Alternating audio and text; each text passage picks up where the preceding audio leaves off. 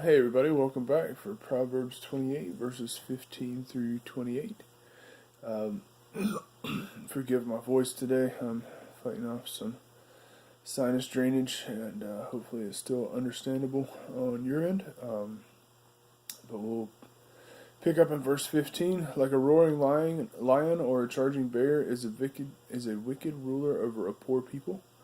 Um, so if you get this mental picture of a roaring lion or charging bear, instilling fear, um, you know, causing destruction, causing anguish and anxiousness in people.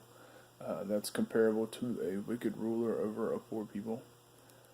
Verse 16: A ruler who lacks understanding is a cruel oppressor, but he who hates unjust gain will prolong his days. I think it's interesting here. The comparison is between a ruler who lacks understanding and he who hates unjust gain. So I think the deduction there is that one who lacks understanding may seek out unjust gain, but once understanding is attained, once some wisdom is gained, unjust gain is no longer sought, is seen to be what it is. But even though we're not, even those of us who are not rulers in our daily life, may not be in leadership positions, we can still strive towards that, and um, not let our lack of understanding cause us to be oppressors. But by seeking wisdom, we will avoid unjust gain and prolong our days.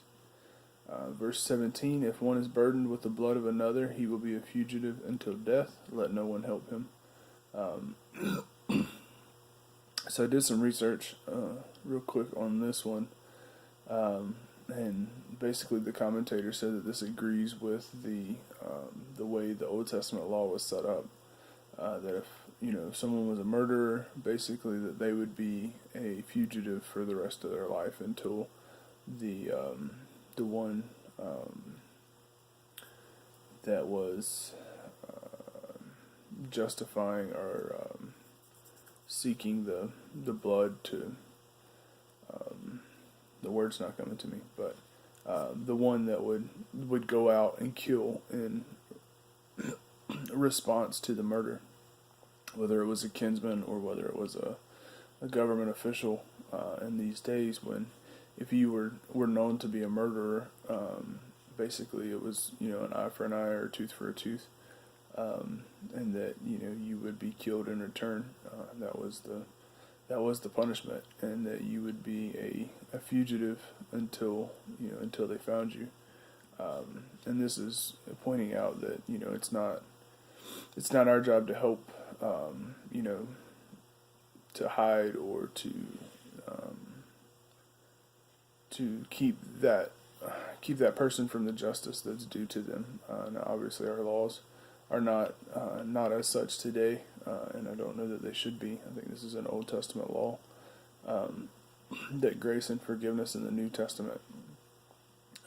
It probably changed, but that it shouldn't. We should be careful not to provide relief and hide fugitives or people that have legal issues to deal with. It's not our job to keep them from those. It's our job to help push them towards that legal action, so that they can move on with their lives.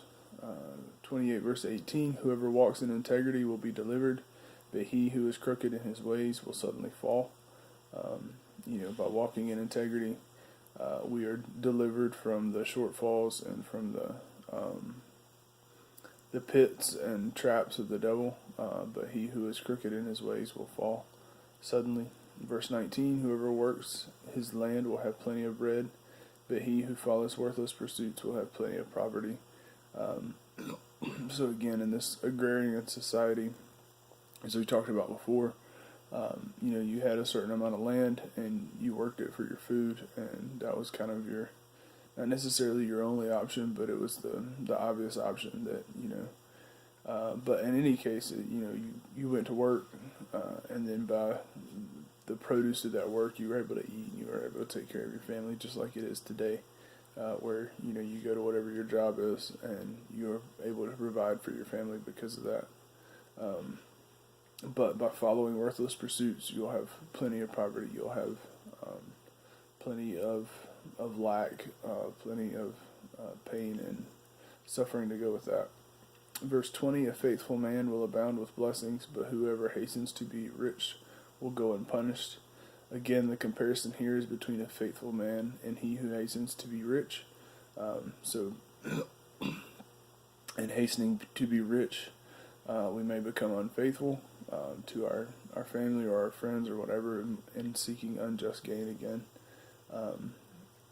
But by remaining faithful, blessings will come, and we don't have to worry about, providing for our family and whatnot. To show partiality is not good, but for a piece of bread a man will do wrong. So again, I looked up some commentaries on this one because I wasn't really sure how they related. So to show partiality is not good. Again, this is kind of talking about someone in a judging position, whether it was a judge or whether it's a family member or whatever. So showing partiality over one party versus the other. And so the way the commentator put it, that I looked at, was basically that once you start down this road of taking bribes or taking whatever, showing partiality one way or the other, you get to the point to where a piece of bread will be the deciding factor. So the one that's willing to slide you a piece of bread under the table, or willing to do something so menial and so small, will cause you to make the wrong decision, will cause you to make to lean their way in spite of the just, instead of the just way, and that it's just it's a slippery slope that once you go down this path, it's hard to come back from. Verse 22, a stingy man hastens after wealth and does not know that poverty will come upon him.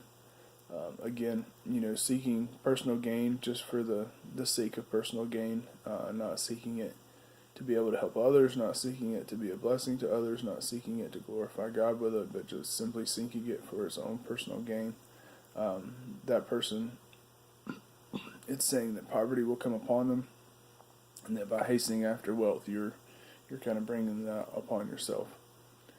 Verse 23, whoever rebukes a man will afterward find more favor than he who flatters with his tongue. So this is in the vein of some, of what we talked about before, that, by rebuking, by, calling out the wrong, or whatever the case may be, if your friends are open to that, you will find more favor than one who flatters with the tongue. So one who only says good things, even though there's something that needs to be dealt with, that only flatters when there's issues that need to be addressed. If you have the right friends, then you will find more favor by rebuking them than by flattering them with the tongue. Verse 24, whoever robs his father or his mother and says, this is no transgression, is a companion to a man who destroys. So someone who takes from their parents and doesn't see anything wrong with that is a companion to a man who destroys. Verse 25, a greedy man stirs up strife, but the one who trusts in the Lord will be enriched. So by being greedy and seeking out your own personal gain, you just stir up strife for yourself and for others. But the one who trusts in the Lord to provide what he needs will be enriched. And he's promising that, by seeking him, we will be, he will take care of us without the strife and suffering. Verse 26, whoever trusts in his own mind is a fool, but he who walks in wisdom will be delivered. So by trusting in your own wisdom without seeking others, without seeking information, and just trusting your